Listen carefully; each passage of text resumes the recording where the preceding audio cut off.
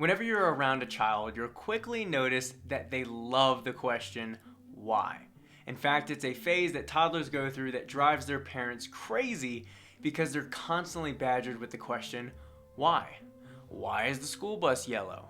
Why do I have to eat my veggies? Why can't I play with my toys? Why? And it's this hunger for knowledge, a curiosity that children have where they demand answers. And it's this demand for reasons and rationality that drives not only a lot of our decision making, but also our personal philosophy. However, as we get older, we stop asking questions and we start to do as we're told.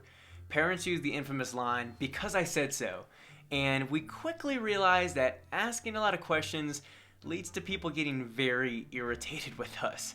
So today I want to talk about why it's important for us to think like a child and to retain that childlike curiosity, ask more questions, and seek out reasons. If you look across the wide array of philosophical arguments and investigations, you'll find they all have one question in common: why? This simple question is the genesis of much of our knowledge, laws, and societal structures that we hold as inherent today. Why is this illegal? Why do we exist? Why does the moon revolve around the earth? These questions demand, rightfully so, that before we hold a certain judgment to be true or certain behavior to be good or productive, we need to be capable of justifying it with rationality. Reason is fundamental for philosophers because it's that ability to cognize and to deduce truths from judgments that helps us define our morality, our legislation, and a whole host of things. It helps us be more objective about subjective arguments because we can analyze the case for each side, discuss the rationality, and see which argument comes out on top. And without digging into the epistemological battle between rationalists, empiricists, and skeptics, I want to talk about the danger that relies in shutting down our curiosity and disengaging from rational inquiry. As children, we not only ask a lot of questions, but we're also highly impressionable. And because we don't know much, we look to authority figures such as our parents to explain the world to us, and we take their word as gospel. For example, how many of you were told that if you swallow a stick of gum, it takes 7 years to digest in your stomach? Or a funny one, that chocolate milk comes from brown cows.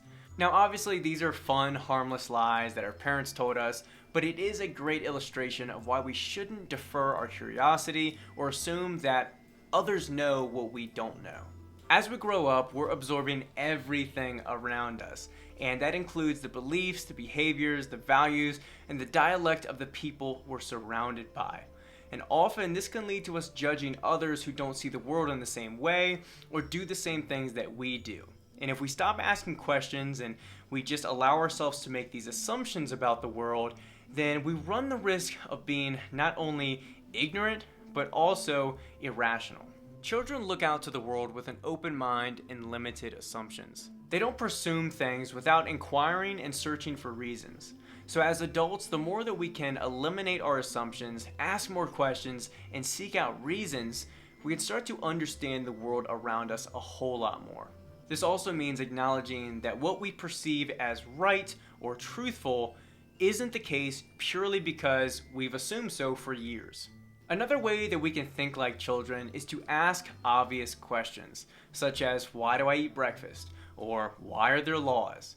Because on the surface, these seem really obvious, right? We eat breakfast to nourish our body, and we have laws to prevent crime. But children wouldn't stop there. They dig much deeper. What is crime? Why do people commit crimes? If they commit a crime intentionally, are they evil? What is intentionality? What is evil? Is that objective? Is that subjective? And so on. It might seem a little bit silly at first, but I really believe that by questioning some of these cultural behaviors and these daily occurrences in our lives, you might be surprised and go, wait a minute, after thinking about it, this doesn't really make a lot of sense, or this belief that I hold is actually irrational. Or at a bare minimum, you get better reasoning for why you do what you do. Lastly, the most important part about thinking like a child is embracing the wonder and excitement we have about the world. Kids will be awestruck about almost anything. It kind of reminds me of that viral clip of the kid who got an avocado for Christmas, and he was just stoked about it.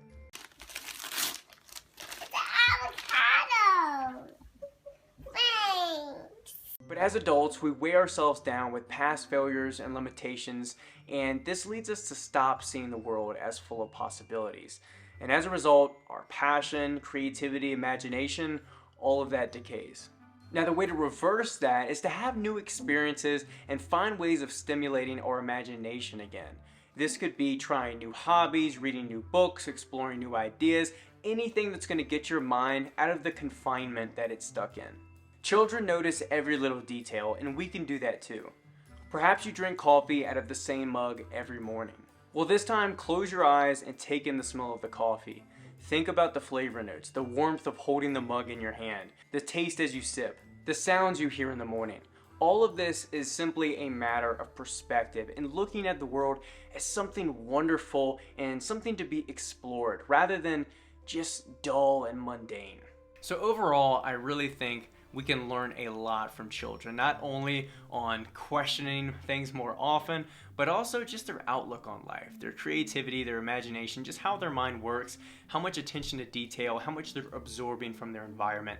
I think there's a lot to gain, a lot of lessons to learn from that. So hopefully you guys enjoyed this video. Please let me know what you think in the comments below. Any other lessons that I can pick up from children, let me know. Like the video if you enjoyed it, subscribe for more content like this, and I'll catch you guys in the next one.